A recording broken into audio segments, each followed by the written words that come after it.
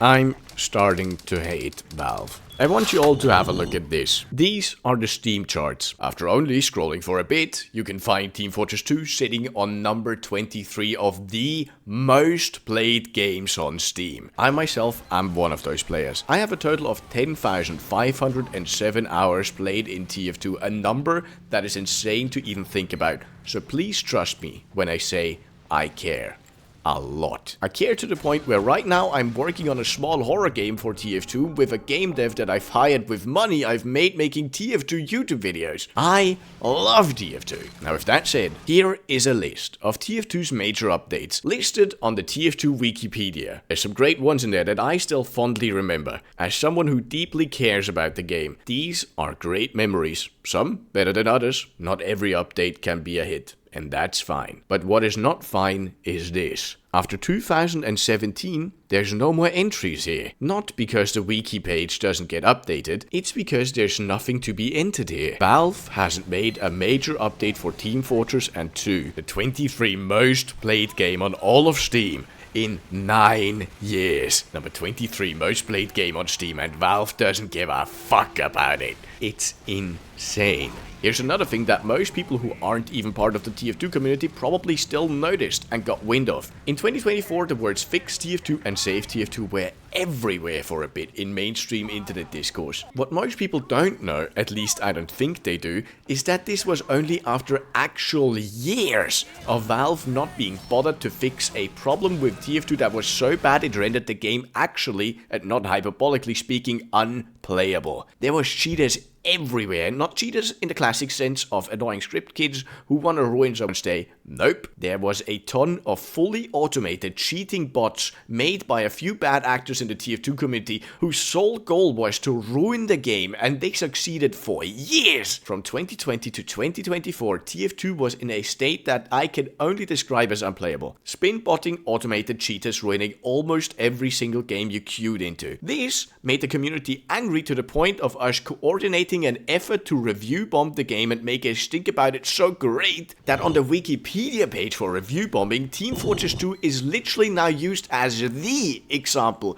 for review bombing. Not a example, the example. That is how bad Valve's neglect really was. Only after that did they finally start doing something to fix the game, putting out their infamous tweet saying they deeply care about TF2, a statement that would make me laugh if it wasn't so sad. They did end up fixing the bot issue. Something that, I'll be honest, made me like Valve. And like an abused spouse, I came running back to Papa Game crying I never meant it when I complained about the Valve company. Now, 2 years have passed, the bots are gone, and what remains has slowly started to become apparent to me. Something much more toxic, less clear to point out, a neglect that runs just as deep but is much harder to point out. Valve still updates TF2. For this, they put in content that the TF2 community makes on the TF2 workshop. To put it simply, the hats and maps that are still made and put into the game are not made by Valve. The community makes them for them. Valve just lazily points at some of the creations they think look nice and puts those into the game, which is something that has led to a whole host of issues. My biggest gripe with how this system now works is how impenetrable it is from a publicity point of view. Anyone looking in from the outside could see that Valve letting cheating bots destroy one of their biggest IPs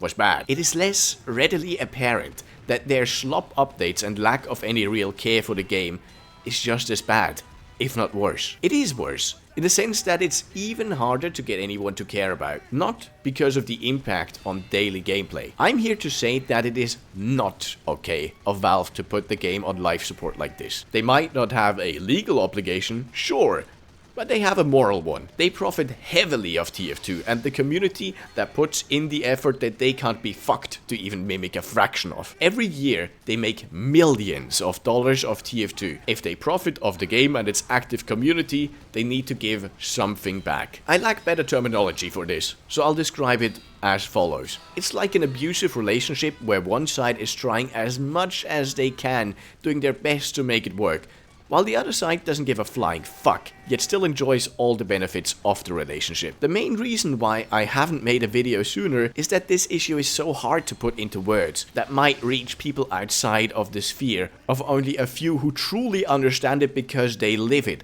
like me and the other active TF2 community members. It feels like if we as a community do not come together to do something about this injustice, and complain and let Valve know that they can't just let TF2 slowly rot away, nothing will ever be done. I know that there's also not that many TF2 creators left in the YouTube sphere, so that includes any TF2 YouTubers possibly watching this. Hello, by the way. I want, if nothing else, to start a movement towards another effort to make Valve care about TF2. I'm not here to just complain and be done with it. I want to put language to a problem I see, and I want to see the game I care about most in the world to not fade into a shadow of itself simply because I never tried to fix the issue, leading to that slow destruction of the game. It feels like, and I truly mean this, already the game that I cared about for so many years is now living only from the great memory of what it was, not from what it now is. I want to end this video with the many positives of how Valve operates when it comes to their big IPs that I enjoy greatly.